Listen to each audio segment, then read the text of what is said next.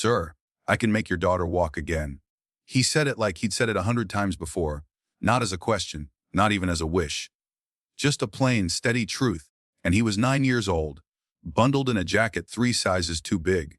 One boot held together with duct tape, a red knit cap pulled down tight over his ears. Sitting outside the front doors of a children's hospital in Knoxville, Tennessee on a piece of flattened cardboard. Drawing pictures. Watching the world go by. Most people rushed past him. But not this morning, not after what he said. Because on the other side of that conversation was a grieving father holding his paralyzed daughter. And the boy in the boots. He wasn't joking. He wasn't begging. He was waiting. And from this strange, quiet promisee came something no doctor could explain. Thank you for being here. Sometimes, the smallest moments carry the greatest meaning. Today's story is one of those. Quiet, powerful, and worth remembering. If it touches your heart, feel free to share your thoughts in the comments. And if you'd like more stories like this, you're warmly invited to subscribe and tap the bell so you won't miss the next one. Now let's take a closer look at what really happened. It was one of those cold Tennessee mornings that didn't look bad through the window until you stepped outside and your breath turned silver. The parking lot of Westridge Children's Hospital buzzed with silent urgency. Doctors in fleece vests, nurses in scrubs, parents with bleary eyes and half-finished coffees. Everyone moved fast, as if motion itself could protect them from the reason they were there. Except one boy. One boy who didn't move at all. He sat cross-legged near the automatic doors, on a weather-beaten piece of cardboard. His coat swallowed his shoulders. His jeans were frayed at the knees. The duct-taped boots had clearly seen more than one winter. In his lap, a notebook, pencil moving, eyes alert. His name was Eli Mercer. He never asked for help, never spoke unless spoken to. Some thought his mom was inside. Others assumed he was waiting for someone. But after a few months, the staff stopped asking, because Eli didn't cause trouble. He just watched. Across the street, a black Chevy Tahoe was parked near a yellow fire hydrant. Inside sat Jonathan Blake, 47 years old, CEO of a software company, the kind of man who usually looked polished. But today the tie was wrinkled. The sleeves were creased, and his fingers wouldn't stop trembling on the steering wheel. In the back seat, his daughter Ivy was bundled under a fleece unicorn blanket, a pink stuffed llama pressed to her chest. She was 6 years old. She hadn't spoken since the accident. The same girl who once raced through the backyard in cowboy boots. The same girl who climbed to the roof just to watch fireworks last summer. And now, she hadn't walked in 4 months. Jonathan opened the back door and gently lifted Ivy into his arms. She was too light. Her legs curled limp, beneath her like paper. He didn't notice the boy at first, not until that voice pierced the morning air. "Sir, I can make your daughter walk again." Jonathan froze. His foot caught mid-step. He turned. His eyes narrowed. Eli stood now, tiny, thin, but rooted to the concrete like he belonged there. One boot untied, one glove missing. But his gaze didn't flinch. "What did you just say?" Jonathan asked. "I can help her," Eli replied. "I mean it." It wasn't a dare. It wasn't pity. It was something else, like conviction. Jonathan looked him up and down, patched coat, taped boots, cracked glasses hanging from his collar. "That's not funny." Wasn't joking. Jonathan clutched Ivy tighter and pushed through the doors. But the words followed him inside, not because of how impossible they sounded, but because of how certain they were. That afternoon dragged like all the others. MRI results, muscle tests, consultations with no conclusions. Every doctor had a new chart, but the same script. These things take time. There's always a chance, but we have to be realistic. We recommend managing expectations.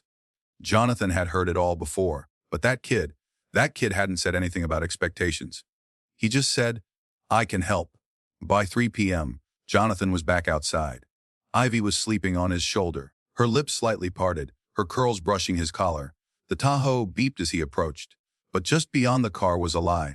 Same spot, same pose, same battered notebook. Only this time the boy was watching him, like he knew Jonathan would come back.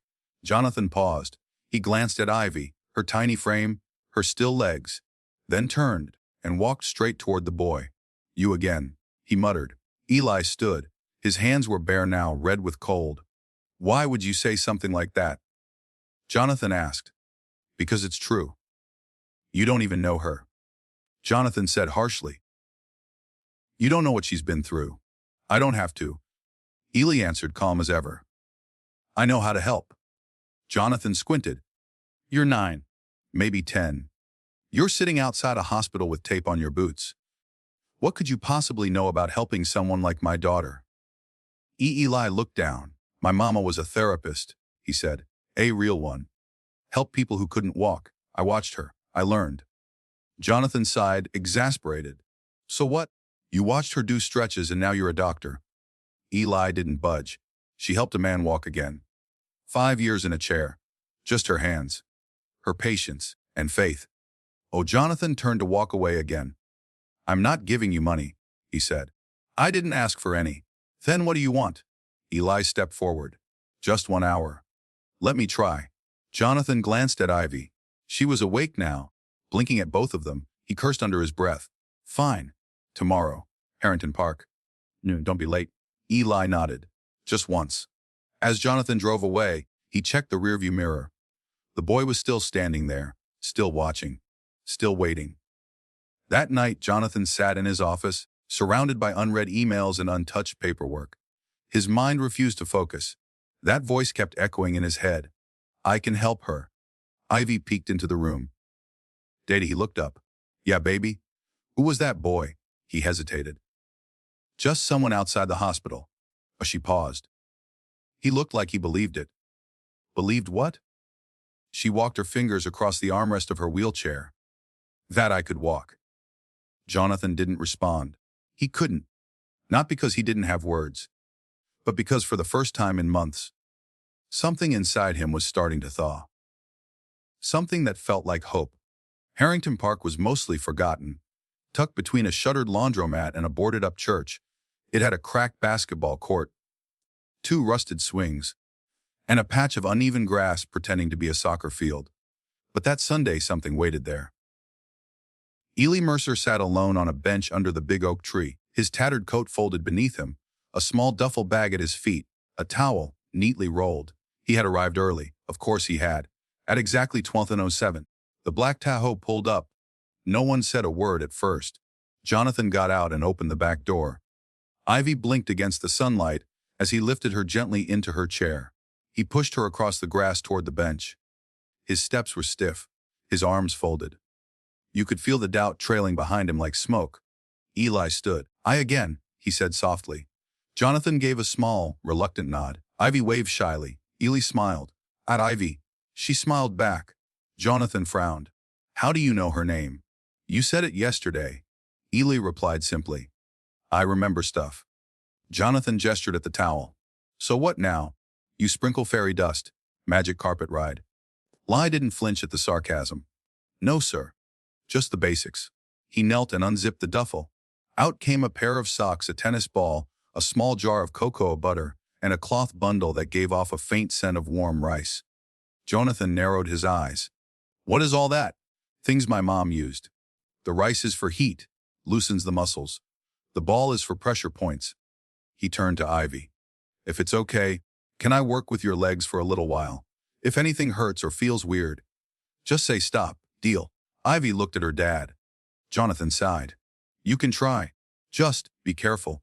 Eli unwrapped the blanket from her legs, careful and slow. Her knees were pale, motionless, fragile. He placed the warm cloth over her thighs. She flinched. Too hot?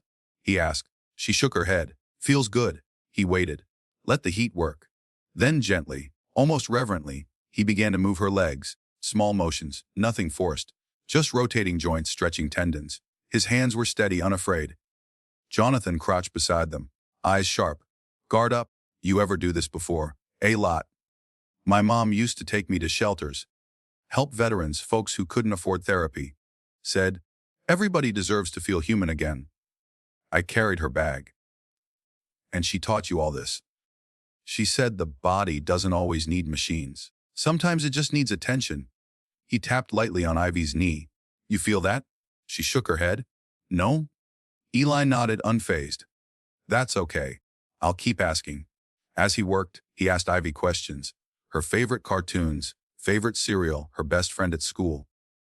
At first she answered with one-word replies. But then she asked back, "Do you live around here?" "Sort of." "Do you go to school?" "I used to." "Why not anymore?" Eli hesitated. "My mom got sick. Then she passed. I'm still figuring things out." Ivy looked down. "I'm sorry." Eli gave her a small smile. "Thanks." Jonathan's posture changed, just slightly, less rigid, less coiled. After 30 minutes, Eli tapped her ankle again. "You feel that?" Ivy blinked. "A little." "Like pressure." Eli looked up at Jonathan. "That's good." Jonathan rubbed the back of his neck. "She sometimes says that during her therapy sessions." "Yeah," Eli said. "But in those sessions there's machines. Bright lights. It can feel scary. Tightens everything up." He motioned to the trees, the breeze, the wide open sky. "Out here the air helps. It feels different." Jonathan said nothing, but he was listening now. You could feel it. Eli showed Ivy how to wiggle her toes. Nothing moved, but she tried, and she didn't look disappointed. As they packed up, Eli whispered, "I'll show you again next week. It takes time. But your muscles remember." She nodded. A real nod, a hopeful one. Jonathan cleared his throat. "We're not promising anything," he said. Eli nodded back. "I'm not either. I'm just trying." Jonathan reached into his coat pocket and pulled out a folded bill. "Here." Eli stepped back. "No, sir. I don't want your money." Jonathan blinked. "Then why do this?" Eli shrugged. "Because your daughter smiled." Jonathan turned to Ivy. She was still smiling, and for the first time in months, he didn't understand everything. But something inside him cracked open. The fourth Sunday started differently. The sky was bright, but the air felt heavy, like something important was about to be decided. You could feel it in the wind, in the way the birds stayed quiet. Eli Mercer arrived at Harrington Park early, like always. Laid out the towel, checked the rice pack, placed the tennis ball carefully beside the cocoa butter. Everything just so. Everything familiar.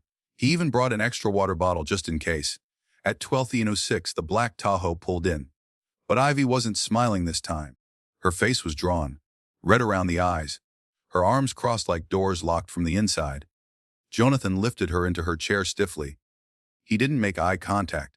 "She doesn't want to do it today," he said, sharper than usual. "She's frustrated." Eli crouched slowly beside Ivy. "What happened?" She looked away. "I tried to move my legs this morning." Her voice was quiet, brittle. "Nothing happened. I'm tired of trying." Her fingers clenched the sides of the chair. "It's pointless." Jonathan exhaled hard and looked out toward the swings. The wind caught the edge of his jacket, but he didn't move to fix it. Eli stayed kneeling. Quiet. Present. Then he spoke. "You think I never get tired?" Ivy didn't answer. "You think I didn't cry in a shelter when my mom got sick and there was nothing I could do?" She glanced at him, just a little. "You're allowed to be mad," he said. "I still get mad. But if you stop now, that part of you that wants to walk might stop trying too." Ivy's lips trembled. "I don't want you to give up," he whispered. "Because I haven't." Silence. Then one word. The first real confession she'd ever spoken aloud. "I'm scared." Jonathan turned sharply. That word hit like thunder. It was the first time she'd said it, to anyone. Eli leaned in just a little closer. "Me too," he said. "But scared doesn't mean stop. It means you're close to something big." Ivy wiped at her face. She took a deep breath. "Okay, let's try again." They began slowly. No talking this time, just presence, just patience. Jonathan moved in more than before. He helped shift her weight, watched Eli's hands, listened to every instruction. Minutes passed. Then Eli gave a small nod. "Okay, Ivy, try to move your right foot, just like we practiced." Her brow furrowed, her fingers tightened on the armrests. And then the foot moved. Not a toe, her whole foot. It slid forward. Slow, shaky. But it moved. Jonathan fell to his knees beside her. He blinked like he didn't believe it. "Do it again," he whispered. She did. Eli didn't cheer, didn't shout. He just sat back quietly and watched her father weep. That night, their house felt different. Not like a hospital. Not like a place waiting for bad news. It felt like a home again. The next Sunday, Eli arrived early as always. But this time, Jonathan brought a second mat, a fold-out chair, and a sandwich wrapped in foil. He placed it by Eli's bag. Didn't say a word, just a small nod. "You ready, Ivy?" he asked. She grinned, already unbuckling the straps on her chair. "Let's do it." Eli guided her through the warm-up, the towel wrap, the rice pack. This time, Ivy didn't just follow, she tried. With purpose. With force. "Can you press your heel into the ground?" Eli asked softly. She closed her eyes, concentrated. Nothing happened. "Not yet."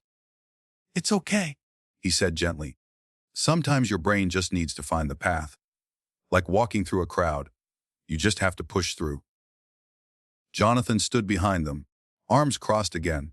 But it wasn't a wall this time. It was warmth, a father anchoring his belief. "Why do you do this?" he asked suddenly. Eli paused, looked up. "Because I remember what it felt like to watch my mom help people. She made them feel like they mattered." Jonathan nodded slowly. "You ever think about doing something else?" Eli tilted his head. "Sometimes. But this feels right." By now, Ivy could tap her toes. It didn't seem like much to an outsider. But to her father, to the boy in duct-taped boots, it was everything. Because it meant the connection between brain and body was waking up. And once it wakes up, it doesn't go back to sleep. It had been 9 Sundays. 9 times Eli Mercer laid out a towel on the same patch of grass at Harrington Park. 9 times Ivy Blake showed up with her dad determined. 9 times small victories had stacked like quiet bricks towards something greater. But this Sunday was different.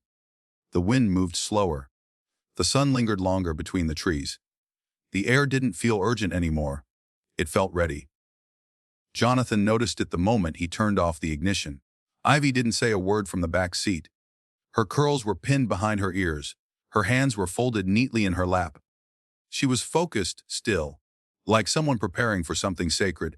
At the edge of the park, people had already started to gather. They weren't loud. No signs. No cameras. No noise. Just families setting out folding chairs. Therapists kneeling in front of kids. A circle of hope drawn in grass and sunlight. And in the middle of it all, that same worn-out bench beneath the big oak. Eli was already there. Of course he was. He didn't wave. He didn't speak. He just unzipped the bag and laid out the towel, every corner smoothed flat. He looked at Ivy and nodded once. "You ready?" She nodded back. No grin, just resolve. Jonathan wheeled her to the center of the mat. Eli knelt in front of her. "Same as before," he said softly. "We help you stand. You do the rest." Jonathan placed his hands under her arms. Eli guided her knees. The crowd hushed. "On 3, Eli whispered. 1, 2, 3. They lifted, and Ivy stood. Her legs trembled, her arms shook, but she was standing, on her own 2 feet. Gasps rose from the benches. One mother clapped a hand over her mouth. A boy in a walker stopped mid-roll. Ivy opened her eyes. I'm standing," she whispered. Eli blinked fast. "Yeah, you are." Jonathan stepped back, carefully, then completely. She didn't fall. She stayed up. She turned her head. "Daddy, let go." "I already did," he said, tears streaking his face. Then, one foot slid forward, then the other. 3 steps, 3 impossible steps. She fell into her father's arms, laughing and crying at the same time. He caught her like a prayer that finally came true. "You did it," he whispered. "You said I would."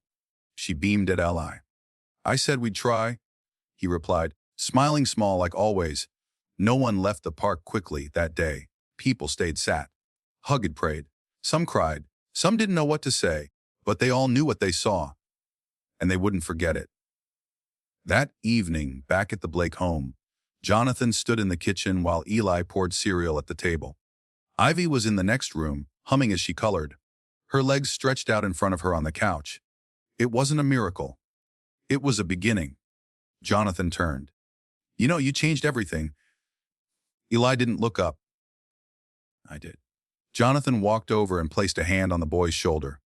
"My daughter walked today, not because of a doctor, not because of a miracle drug, but because of a boy with nothing, who just kept showing up." Eli nodded. "That's what my mom would have done." Jonathan's throat tightened. "I wish she could have seen this." Eli finally looked up. "She did. She sees everything." From then on, everything changed. The nurse who saw Ivy walking in the park told her sister, who worked in patient services. She told a friend who worked in physical therapy. Word spread fast.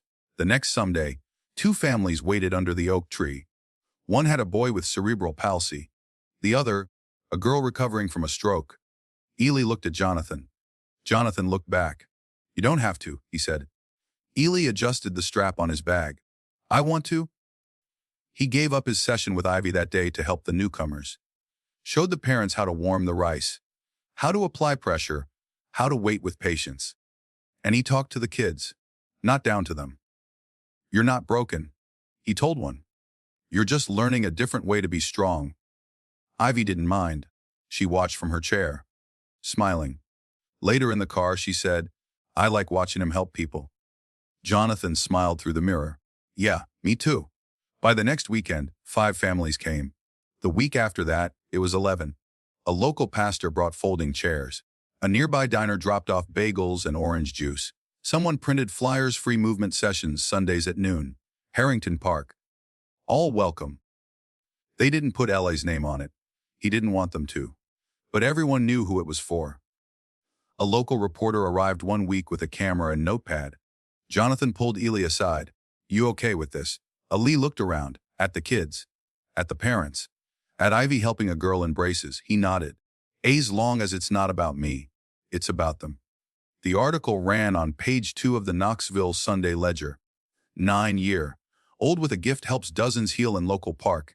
They didn't use his last name, but people found out anyway. A doctor offered to mentor him. A nonprofit offered equipment. Someone donated tutoring hours. For the first time since his mother passed, people didn't just look at Eli. They saw him. But Eli didn't change. Still wore the duct-taped boots. Still showed up early. Still laid the towel out flat, checked on Ivy first, and only then helped others. Because that's how his mother taught him. Always start with kindness. Then add skill. One night, as Jonathan dried dishes, he looked over his shoulder. "Eli, yeah, you ever think about going back to school?" Eli paused mid-sketch. "Sometimes." "You should. You're smart. You could go far." Eli tilted his head. "I want to help people walk again, like my mama did." Jonathan smiled. "Then let's figure out how to get you there." They didn't say much after that. They didn't need to. Because some people never ask to be heroes. They just show up, day after day, with duct-taped boots and a reason to believe. Some people wait their whole lives for a miracle. Others become one. Eli Mercer didn't wear a cape. He didn't carry a diploma. He didn't have a home or even shoes without duct tape. But what he had was presence. He showed up again and again, without needing a reason, without asking for applause. And because of that, a little girl remembered what it meant to hope again. A father remembered how to breathe again, and a broken, down park became sacred ground. We live in a world that often measures worth by titles, bank accounts, or achievements. But sometimes the most extraordinary people are the ones who carry quiet pain and choose to show up anyway. So if you ever doubt your place, if you wonder whether your small actions matter, remember this: sometimes the greatest thing you can give someone is simply not giving up on them. Not today, not tomorrow, not ever. Thank you for staying with us until the end. If this story moved you even a little, don't let it stop with you. Share it with someone who might need reminding that their presence matters. And if you've ever known a child like Eli or a girl like Ivy, tell them this. You matter. You're needed. And the world is better because you're in it. Keep showing up.